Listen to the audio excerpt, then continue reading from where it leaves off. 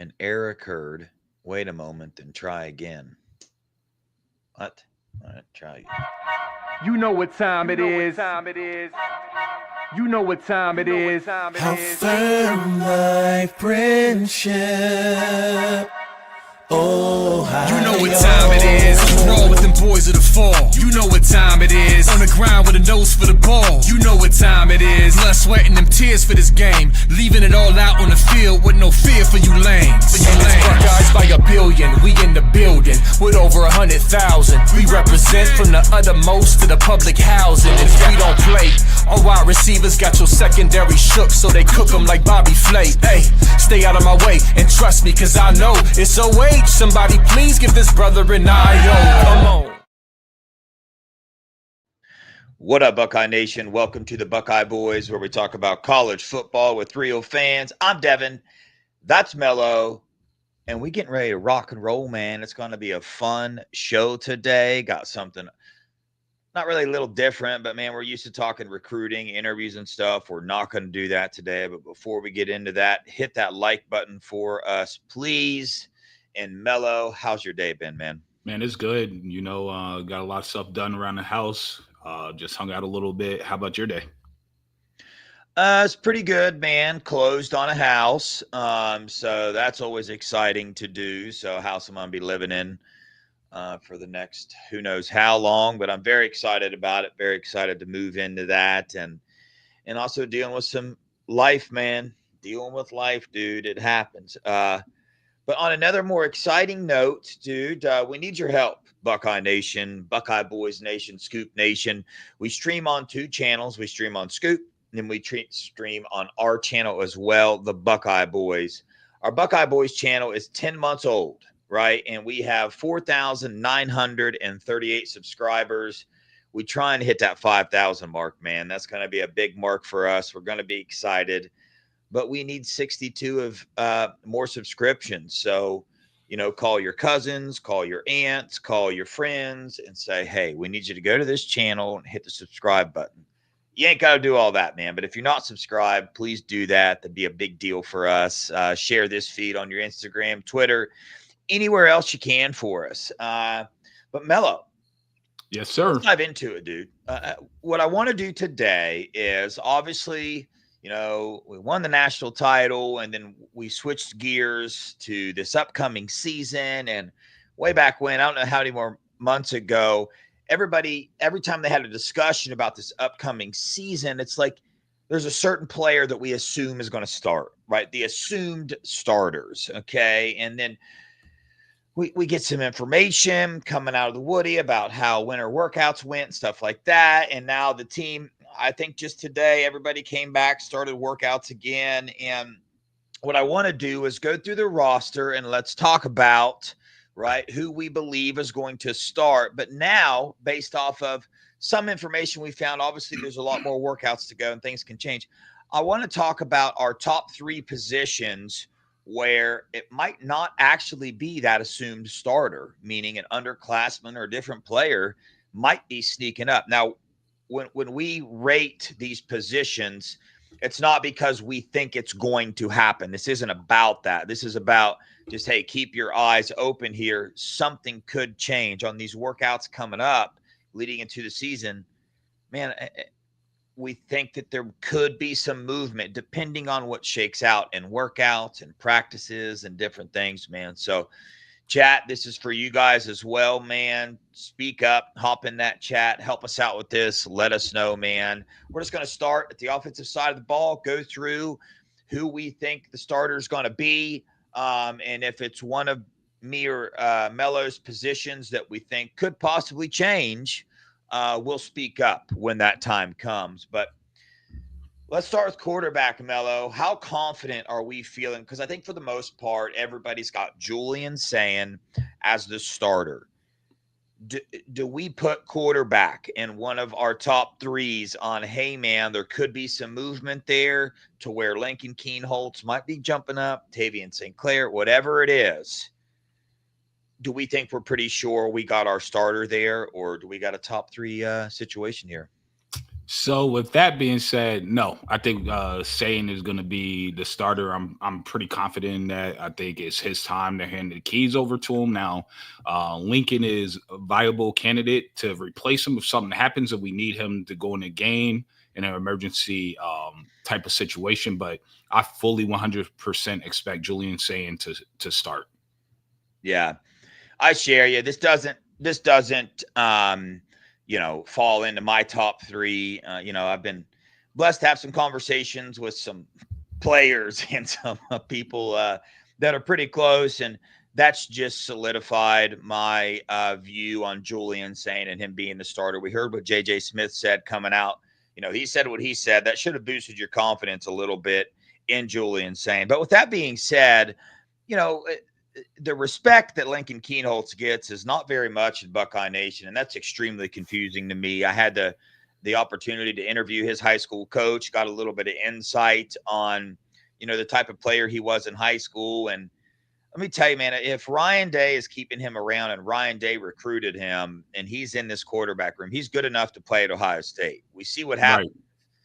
If they're not, they just kind of get pushed out with all the competition in the room, man. So, you can have that opinion if you want, but it's not true. Lincoln Keenholz is good enough to play here, and I think he'd be a solid backup. I just think that Cotton Bowl, man, people got that in their minds too much against Missouri, and it's really put a bad taste in their mouth when we talk about Lincoln Keenholz. That's not fair to do. But so we got that one locked down. We think Julian Sain's going to come out. Think he's going to have a heck of a year. He's obviously going to have some games where things don't go his way. I mean, that happened with Will Howard. I mean, a very experienced quarterback. So that happens in college football, but I'm confident overall. Next, let's go over to running back. For me, this is not one of my positions that I think we're going to be looking at, and one of my top three positions anyway. I think James Peoples is going to be the starter. I think CJ Donaldson is going to be a very good back to get some of those reps from James Peoples. I think he's going to get more reps than people assume. I will say that. I think he's a little better back than, especially when you put him in a room with Coach Locke, man, and let Coach Locke do his thing. I think CJ Donaldson's going to have a heck of a year, but I think James Peoples is just going to just take that starting position if you were to give one in this scenario. What about you? See, if we had a top five, this would have been number 4 for me. So it just misses the cut. Yeah. For several reasons. CJ has experience. CJ came from Pitt over to Ohio State, got with Coach Mick, lost about 10 to 15 pounds. So he got quicker. West Virginia, sorry. I knew it was a blue and yellow team. Yeah. Lost about 10 to 15 pounds, right? So he got quicker. We know that he played wide receiver in high school, so we know he could catch the ball out of the backfield. So there's a lot that he could do. We also heard from 2 linebackers that came on our show and said, like, they're not scared to tackle anybody, but he's the one that they like tackling the least out of everybody on the team. So there's also that factor. But what I think with running back, I don't think we're going to truly see a number one. I think they're going to split reps and split time just like Trey and Q did last year. So I could not put that on my list. It just missed the cut, though, for me. Gotcha. Yeah, I would agree. This would be one of those positions that is a little bit closer to that cut line. All right, let's go to wide receiver, man. I guess it depends. No, I think it's pretty fair to say that the assumed starters, J.J. Smith, Carnell Tate, Brandon Ennis. That's a fair thing to say, right? Absolutely. That would be the group of assumed starters. And I got the privilege of hanging out with them a little bit a couple weekends ago. I forget when, but it wasn't very long ago. Brandon Ennis has changed his body. He's looking thinner. I'm guessing that's going to be to make him a little bit quicker as well. Now, he's still up there on his muscle. We saw a recent video of him training with a couple NFL wide receivers, but I think this one's a lock. Mello, how about you? Same. I think those are the 3 is going to be SFE trifecta starting. And I think we'll see Bryson Rogers rotate in and a little bit of Mylan Graham and stuff, and Quincy Porter, obviously. But I think those are going to be the main 3, game in and game out. Yeah. Yeah, I got you. And Mylan Graham, Bryson Rogers, I think those players right there, they're going to be, getting some reps in this room, but we'll see how much that is. I got to meet Mylan Graham as well. We saw him in the spring game and saw how good of a receiver he is, but I will tell you, right, and this is just expected. Him being a sophomore, seeing him in person, and J.J. Smith, Carnell Tate, and Brandon Ennis, there's a pretty big physical development difference there. There just is. I mean, I'm just keeping it real. You could tell, hey, man, these three, all right, J.J. Smith is just kind of a freak, right? But Yeah. Carnell Tate, Brandon Ennis, they've been in this program, man. You could tell physically. But Mylan Graham got it done in the spring game, but I'm just saying physically in person looks a little bit, you could tell he's a sophomore, right? But that doesn't mean he's not going to get on the field. Here we go, man. Let's go to tight end. Yep. I'm assuming, right? Everybody assumes Max Clare is going to be the starter here. That is not in my top three. I think that's just what that's going to be, to be honest. But I do think that's going to be a little bit fluid depending on the set that they want to come out in, depending on the play call. So you got Will Kazmarek. They're going to come out and be running the ball a bunch. Max Clare might not be in. I don't really know, though, but I'm going to say Max Clare is going to be the starter, and I think that's a pretty safe bet. It's not my top three. Mello, what about you? Not my top three. I think Max Clare is a starter. I think Jelani's number two behind him. I'm firm in that belief. And I think Jelani's going to have a lot to prove and a lot to say this season. I think he's going to make a lot of Buckeye fans happy and true believers. Yeah. I'm excited about our tight end room. What Keenan Bailey does, it was a little bit of a rough start for Keenan and gaining the trust of this fan base, but definitely on the recruiting trail. And then what our tight ends did on the field this year, I think that trust has been building with Keenan Bailey, and I think it's just going to get better, man. I like where the room is headed, no doubt about it. This next one, offensive line. This is my number one that I think there's going to be some changes. So let's go with the assumed starters. I think right now it's a pretty safe bet to assume that Austin Cerebell is going to be our right tackle, that Tegra Shabola is going to be our right guard, Carson Hinsman will be our center, Luke Montgomery will be our left guard, and Ethan Anianwa will be our left tackle.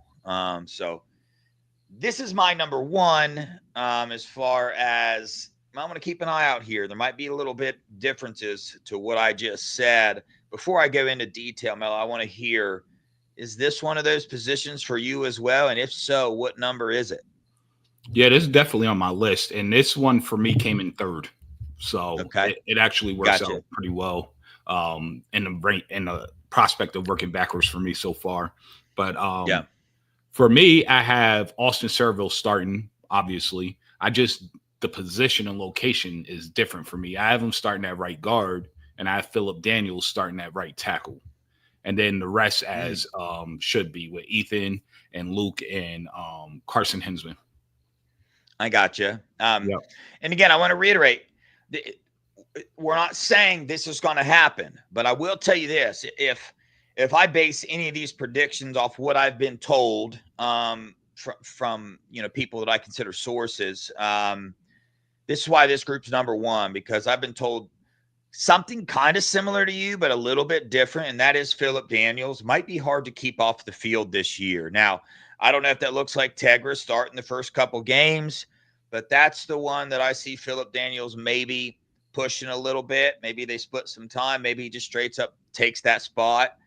But I think Austin Cerebell is going to stay at right tackle. And believe it or not, I think Phillip Daniels might fill in at the guard role a little bit. So I just think it's something to keep an eye on. I think we've got a really solid room, a lot of competition going on in right there, a lot of hungry young offensive linemen.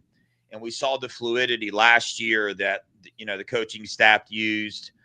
I think that's going to happen this year. I think you might see some changes happening with some players pushing some other players, but I really like what I've been hearing and what I heard previously about Phillip Daniels coming into this room. You got other players like Gabe Van Sickle really stepping up, Ian Moore really stepping up, Josh Padilla really stepping up, Jake Cook, the freshman 3-star for everybody that's tripping about star rankings.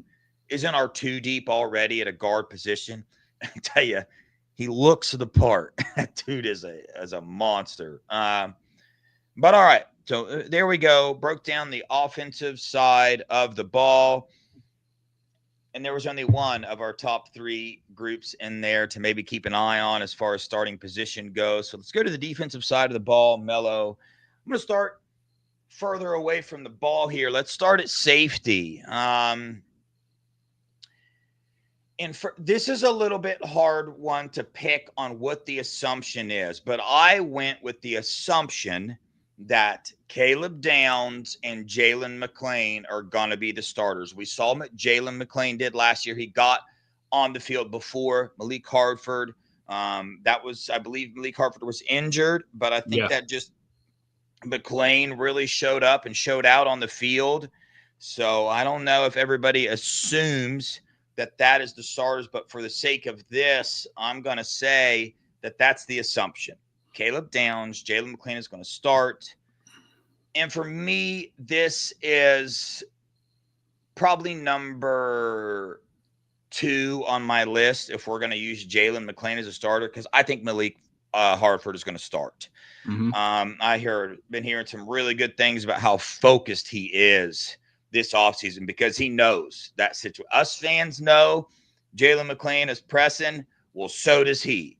And he has been waiting a long time. And I heard he put his head down and he is getting it. And I think he's going to show up and show up. Mello, what about you in this position?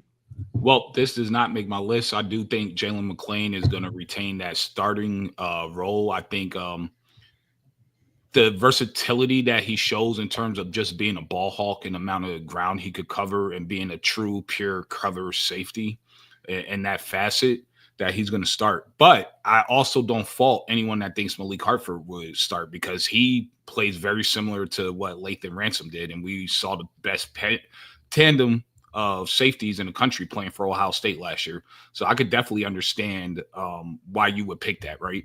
Like, I don't think it's a far-fetched theory. And I think this position battle right there for that last safety spot is probably going to be the most competitive position battle in the whole fall camp. Yeah. Going to be a lot of competition there. And same with this next position, the corners and the nickel position. We're going to assume we got Matthews and Iggy on the outside with Lorenzo starting at the nickel position. This is my number 3 as far as I don't think it's going to shake out like that. I haven't quite narrowed down exactly what it's going to look like, but I will tell you that,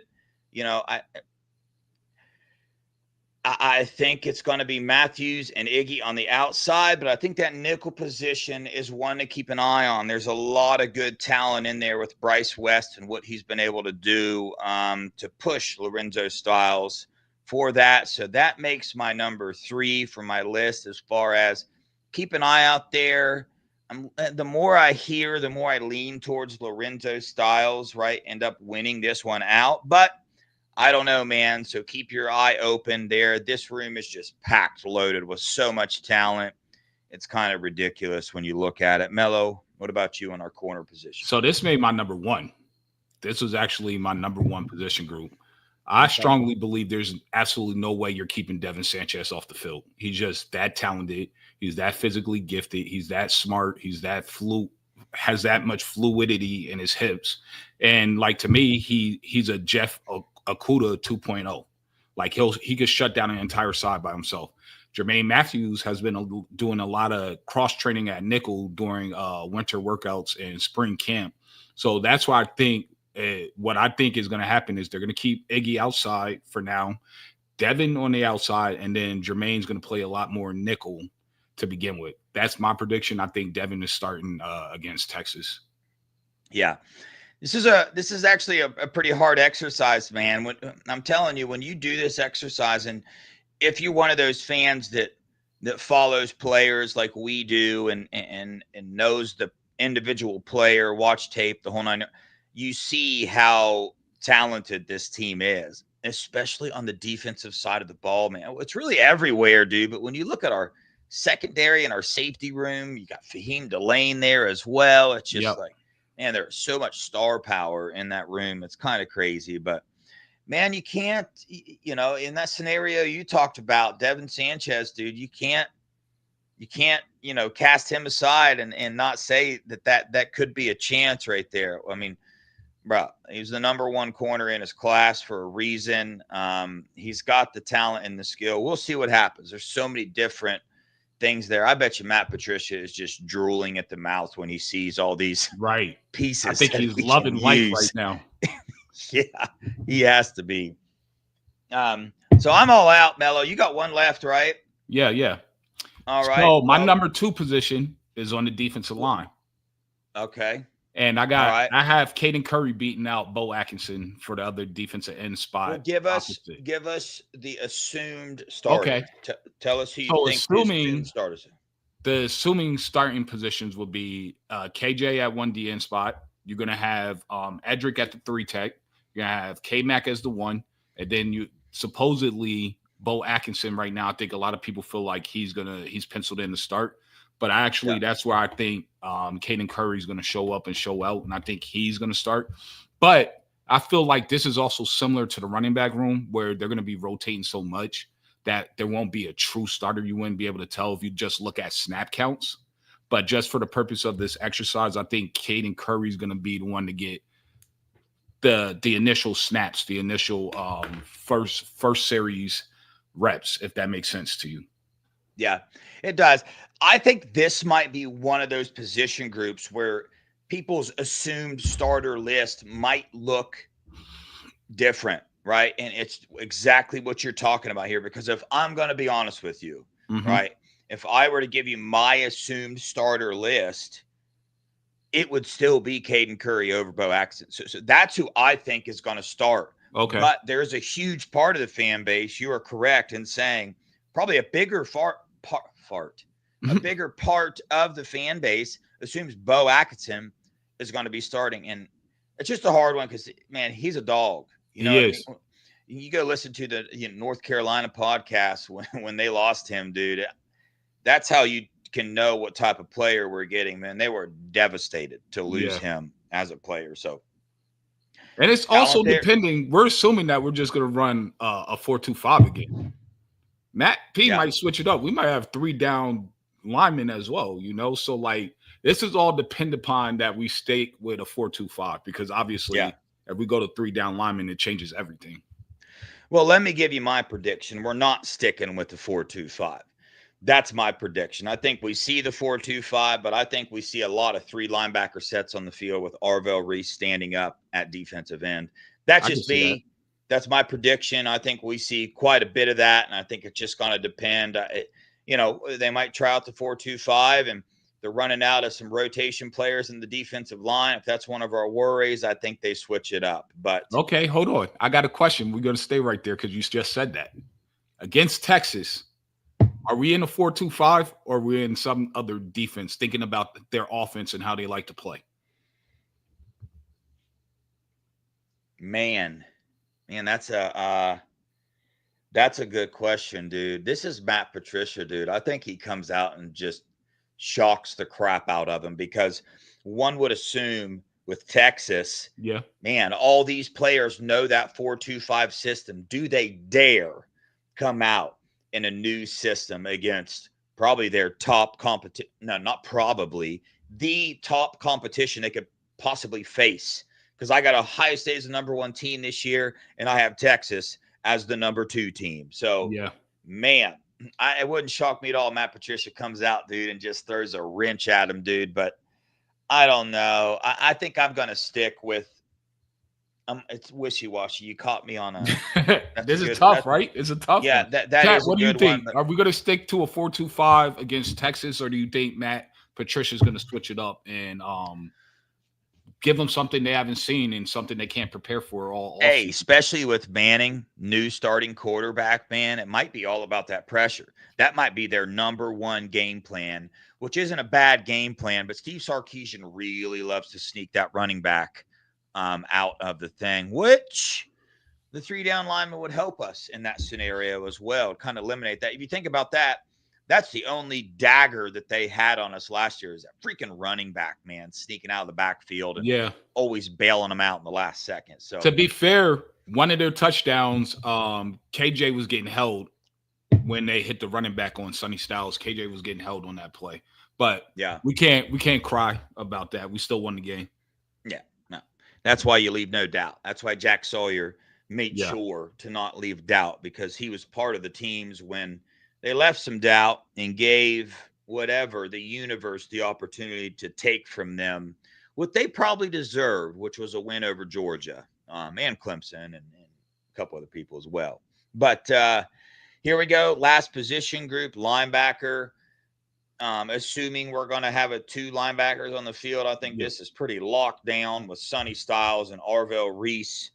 But again, like I said, anytime I think you're going to see a lot of three linebacker on the field at the same time with Peyton Pierce, Arvell Reese, and Sonny Styles, because, man, I don't know if I go based off what I've been hearing, man, I heard Peyton Pierce's name a lot. Yeah. I heard Arvell Reese's name a lot, and I heard Sonny Styles' name a lot, like coming out from the defensive side of the ball. I just did, especially Peyton Pierce. He really has come on, and I think, they're going to get him on the field as well. So got some options switching that up. What's your thoughts on the linebacker I think if position? we go two linebacker set, just assuming off of the formation, we can only assume what we saw last, which is a 4-2-5, right? So assuming that we're running that, I mean, I think this is the most locked up position group outside of having Optimus Prime and Carnell Tate and Brandon Ennis. So I think there's no chance that those two aren't starting unless something catastrophic happens, which I pray does not. So who was it that took was it Lathan Ransom? I know Lathan Ransom took Oregon's running back out and Tennessee quarterback. Did he also take Manning out, or was that Sonny Styles with the concussion on Manning? Lathan Ransom took out Manning. With Tennessee, when Nigel got his helmet cracked, that was Sonny. Okay. All right. So I got him mixed up a little bit there. Yeah, we just need Lathan. Well, we were at that game. We saw that live, man. That was a crazy hit on the running back at Oregon, man. I love that one. Yeah. The crowd went crazy. Remember that? Yeah. When you can hear a hit in the Rose Bowl, there was some force behind it. And I promise you, we heard it. You could hear it from the stand. So it was pretty big time. But hey, man, I know we get caught up in recruiting and, oh my gosh, we're losing all these defensive linemen and we're not winning these recruitments, but you want to put a smile on your face, just go through the roster, dude.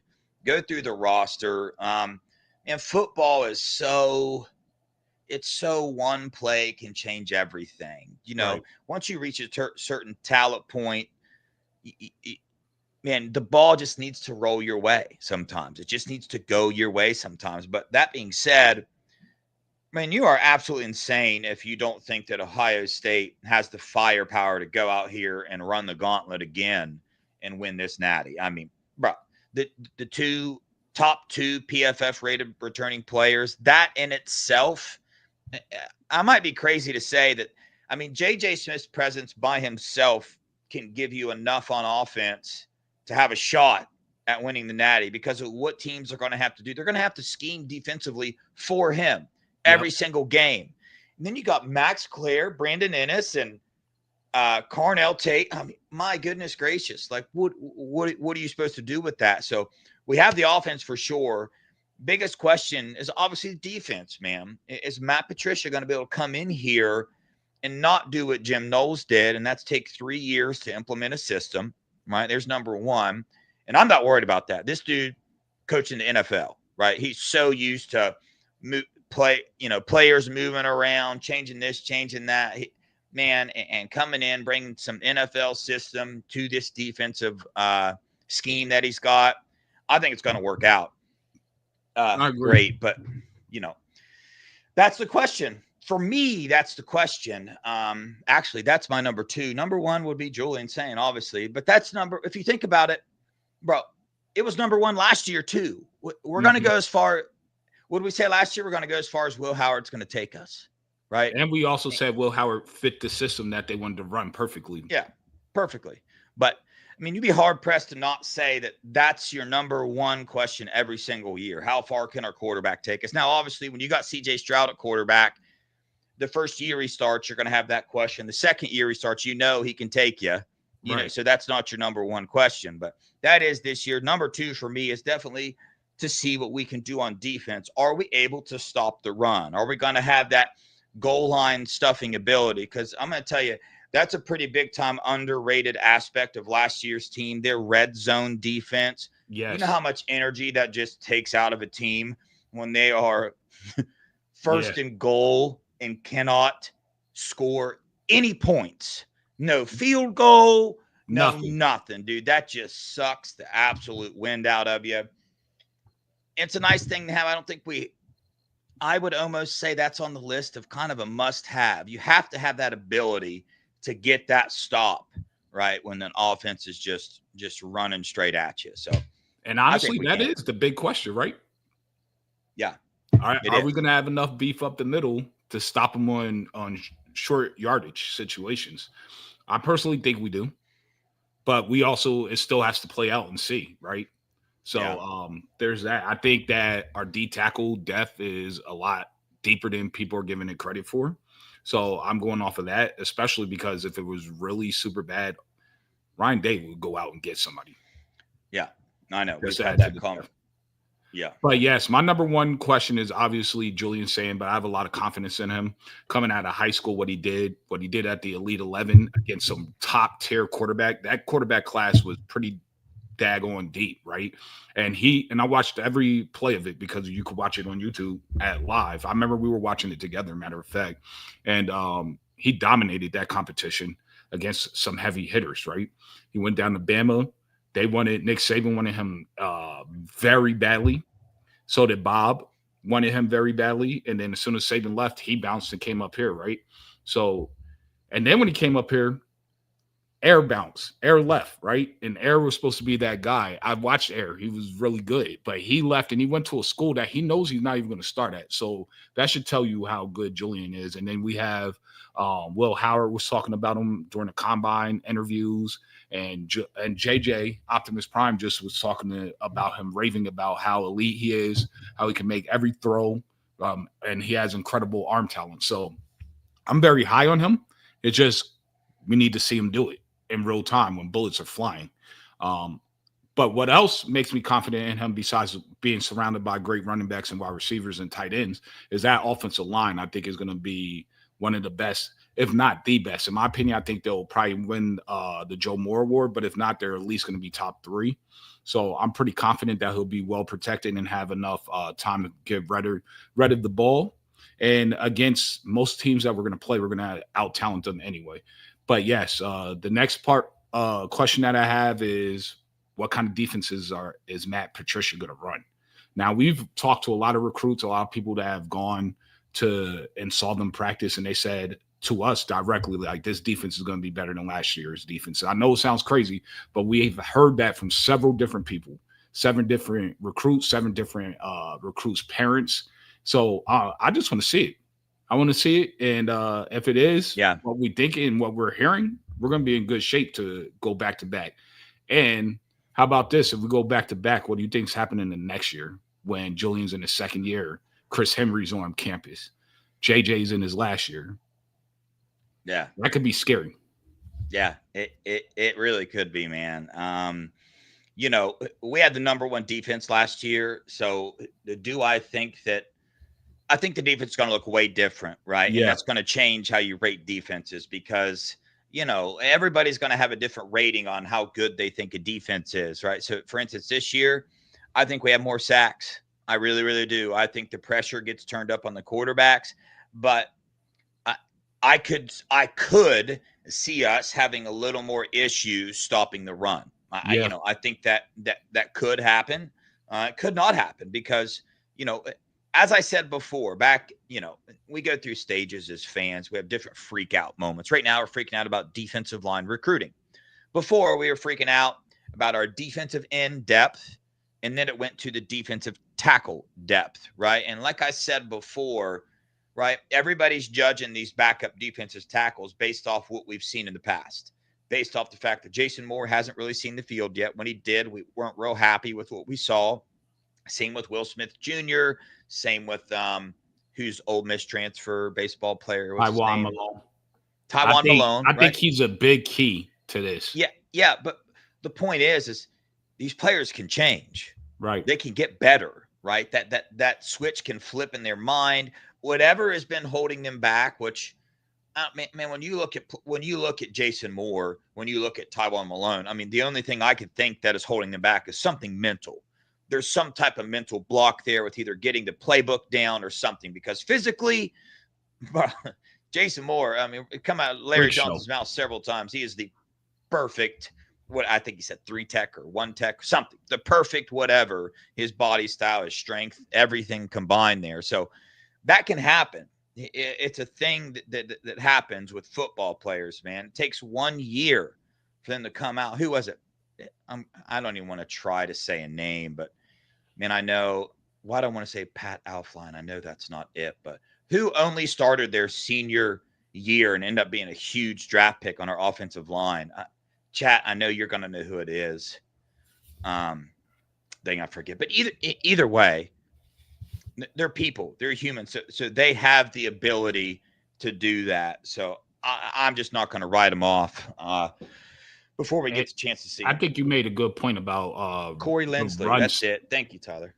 The run stopping, right? So, yeah, we could take a step back there. I could definitely see that for sure, because I think it's going to be hard, even with the DNs that we have, to run support like Jack and JT did last year. But what I do think that they will make up the difference at is turnovers. I think we're going to have more turnovers this year than we did previously. I do think we're going to also have more sacks this year. And I think both of those go hand in hand. You know, I love it, dude. I love preseason. I love talking about what we think we're going to see, because for the most part, everybody's wrong. Yeah. If we're being honest, for the most part. I mean, last year, even me, I think we were on board with, dude, what's this offensive line going to do? What's this offensive line going to do? Absolutely. And then, I mean, they were the foundation of this team last year. That's just what it is. With what they had to go through and their ability to hold this thing together the way they did, they went from possible weakest, players in the field to the foundation of why we won a national title. You know, absolutely, 100%. Like, I love it, man, because people can always surprise you, man. You can look at somebody's history for the past 10 years. They could have made this decision and done this, and then the next year they completely change, do something different. So I know a lot of people don't believe that. They think people can't change, but well, I praise the Lord we can, because absolutely. I'm glad I did. I'm glad I wouldn't be alive. But yeah, man, overall excited, super good place. Like always, we here at the Buckeye Boys don't get all caught up in star rankings, don't get all caught up in recruiting. And I would venture to say that we probably are in the 1 percentile of this fan base with the amount of time and energy and effort we put into recruiting. I mean, you see what we do here on this channel, and we don't get worked up about it, right? We see the Cameron Brickles, the JJ Perez's, we see the ability that they might have. And, you might think that LJ is missing on the, as far as star rankings or whatnot, but one thing you cannot take from him is his development. What's he been here at Ohio State 11 years, and he's got 20 draft picks. You know what I'm saying? So all these guys that we think might not live up to it, LJ's the denominator there that changes that. It changes the normal outcome of a 3-star, right? We have an idea of a 3-star in our mind, and we think, this is the kind of player that they're going to be. Well, when you add the block O to that equation and Larry Johnson, that changes everything.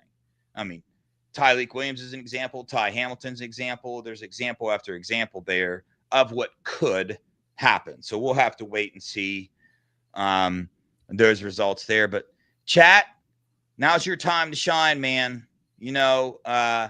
Put something in there. You got questions for us. Let us have it. We got about 10. Nope, we got 9 minutes here. Somebody put a question in there, and we will give our thoughts on it if appropriate. Don't ask. And man, I'm going to say this: JJ Perez. I don't think people realize how good that kid is. He is going to be special. That kid is going to help us win a natty at some point. I'm serious. He is so underrated. A true one tech that was going to eat up double teams easily. So this D line is a lot better than what people think. Kari Wilder, we just watched what he did to Felix Ojo, just straight up embarrassed him, made him look like a little child. And this is the guy that Texas Tech paid 5.1 million guaranteed money to. Yeah, I know. Me and Funky talked about it last night, Mello. We all are upset with LJ because he's missing on these high 4-star, 5-star players when, and Brian Hartline can go win 5 stars with less nil money. Why can't Larry Johnson? He can, and he is. Yeah. Kari Wilder, less nil. He is a 5-star type of defensive end. Like, if you don't believe that, I don't know what to tell you. Damari Simeon, definite high 4-star, top 10 defensive lineman in the nation, less nil. Won that recruitment, won the Luke Waffle recruitment. He committed to the Buckeyes for less money, but then got given that bag, son. So another win for Larry Johnson. Carter Meadows, same type of scenario. I don't have the exact details there, so I can't outright say Larry Johnson won that recruitment, but that's what I was told. So, I mean, I don't know. So people have to understand it's a whole different game. And Ohio State is not paying these kids to come in to be the highest paid player in their unit's room. They're not going to upset that. That will cause so many problems because now you're going to have to restructure everybody else's contract or whatever you want to call it. Yeah, for sure. Man, so none are scheduled yet because I'm leaving. This is my last show for the week. Mello will be taking over after this. So we didn't schedule any for this week, but there's a couple that, Brandon Ennis and his mom, they'll be coming on the channel, which is going to be fire. I'm so excited to do that one. Angelo Smith, JJ Smith's little brother, we're going to be getting him on. So he's going to come on. There's a slew of 2027 recruits that, are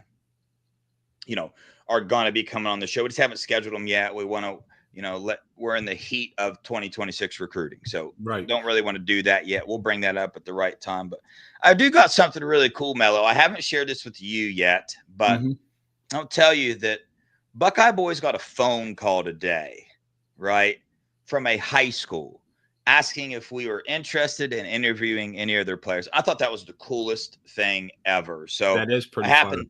Yeah, I happened to Lincoln High School here in Tallahassee. Got a couple players on there that have a couple D1 offers and whatnot. None that we have really spoke about on here, but I was talking to a guy about my handyman company and stuff. And, he had ended up watched our channel before. So we got that coming up too. A couple, recruits, about 4 or 5 of them actually we're going to get on here and just get a different side of the recruiting. Cause you got that other side too, with some of these D2, D3 schools, and that's what we're interested in. We love hearing success stories, man, and some of the stories of these kids, right? Football's that outlet for them. They can go down this path that leads to jails, institution, and death, or they can go down this path. And some people, that path is football. And I love that, bro. I love watching, right, a young man or a person pick the right route, man. They got that fork in the road and they go the right way. It pumps me up, it motivates me. I love it.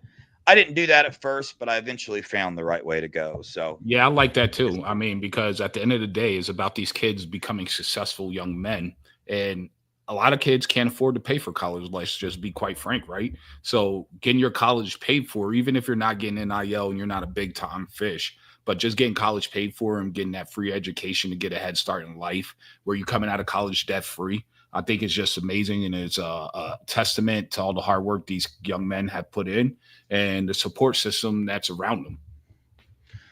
I'm not going to lie, Ken Taco. I've never heard this before, but that's fire. And it's officially going on a Buckeye Boys graphic. Will Star? By the way, shout out Will Star yet again, sir. And not Win Stars Align. Sorry about that, Win Stars Align and Will Star. I don't know. You were on that show, right? Got a little confused there. But shout out Will Star, man. He been killing the game for us. All his thumbnails, that's all him. The different graphics we've been putting out, man.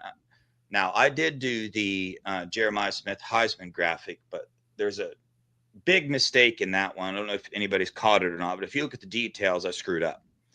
But only one person, Bugsy's dad on Twitter, caught it, and he messaged us and said, "Hey man, did you know that this says this?" And I was like, "Oh crap, dude." Hopefully nobody notices. But culture is our currency.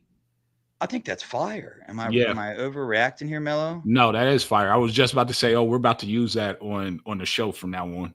Bro, And I then think you beat Ohio me State. to it. You said I'm gonna put it on Buckeye merch and stuff. Yeah. So like, Yeah. Charles, what happened to Pop's Pod? Nothing. We're still good. They're scheduled for every other Friday, right? So sometimes that every other Friday falls on a Friday they can't go. So yeah, they're still humans and they happened. still have other children as well that are athletes as well. So you just have to bear with them a little bit and try to understand their situation as well. I like this one.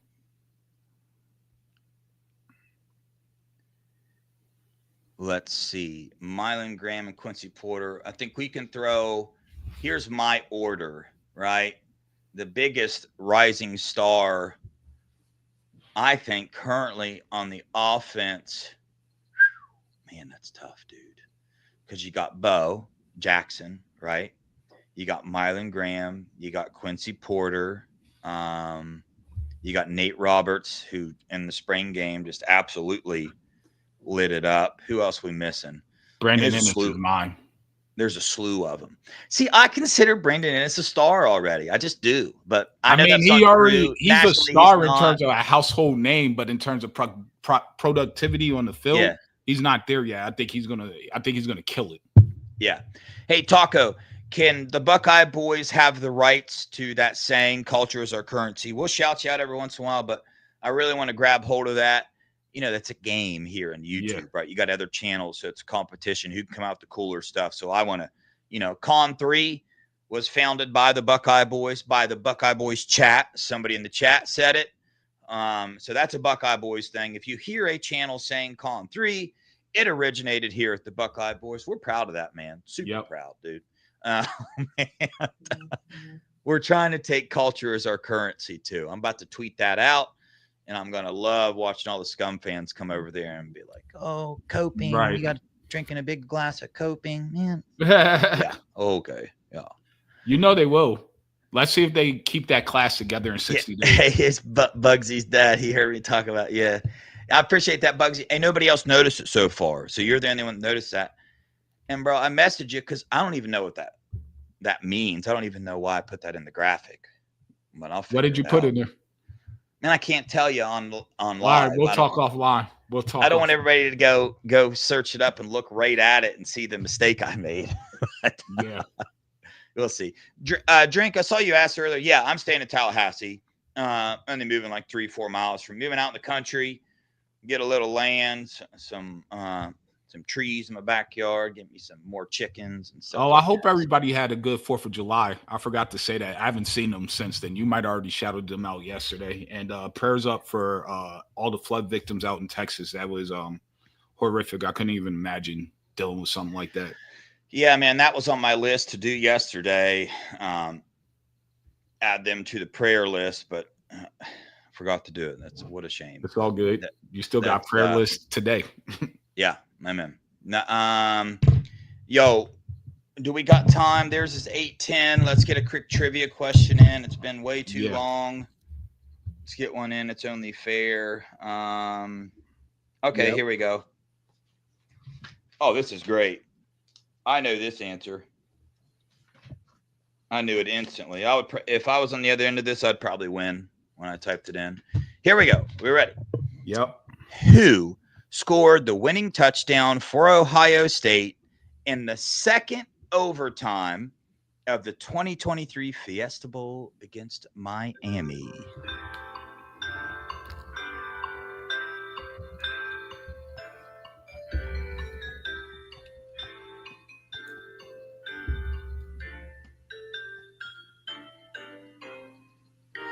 Steely got it. Go figure. Hey, we're about to ban Steely from answering. I don't know. He's tied now. Steely was in second. Oh, now he's, yeah, but he was only in second because he missed like 10 shows in a row. I know. It's funny. Yeah, the Natural was second there. He was right behind Steely, dude. and probably on his screen, it probably shows him first. On our screen, it showed Steely first. They're both tied at 12. A Meadows has 7. He's pretty close. Taco's got 7, pretty close. John has 4. Russ has 5. That's pretty much it, right? And Dennis helped us out. We got you added on the list. So if you get this ticket, man, and you want to come on the cruise that Dennis is in charge of, I've reserved a spot for 3 people. Mello, are you coming to that game? I have to see the schedule. I have to see my daughter's schedule. It's her last season as a senior, so I can't really miss any games, to be honest. Yeah, for sure. Let me know as soon as you can. I will. I got you. I got a list of people coming. So I think the schedule comes out the end of July. Gotcha. Okay, cool. All right, y'all. Hey, we appreciate the heck out of everybody that's watching. We appreciate you guys always coming here. Help us get to that 5,000 mark, please. We need like 62 more subscribers. Go tell some friends, whatnot. Hit that like button for us. We're a fan channel. We do this for you. This is for fun. Any revenue that comes into this channel immediately leaves, goes directly back out into support our causes with our super chats or to add to the ticket giveaways or anything, man. So we appreciate the heck out of everybody that supports this channel. Mello, any final words before we get off here? We appreciate you guys. I'm going to do a show where we bring you guys on camera this week. If you guys want to come on and talk about whatever you want to talk about, we'll let you guys run the show and we'll just have a conversation and kick it. Yeah. Tomorrow, Brad will be on the show with me, so he'll be coming back on the show tomorrow. That's Kenyatta Jackson's dad. So if you want to tune in for that, I know a lot of you guys like him and enjoy him. So he'll be joining us tomorrow. So stay tuned for that. Barb, it's the Buckeye Boys channel, right? So we stream on Scoop, but we also have our own channel, the Buckeye Boys with a Z. So if you don't know that, please go over there, subscribe to that channel, and support Scoop as well if you haven't done that. Right after this, man, Nevada, B. Moses, the new #1 show on YouTube. Get it how you live. We appreciate you guys for joining us. On that note, we love you guys. Appreciate you guys. Go Buckeyes. OH. I-O.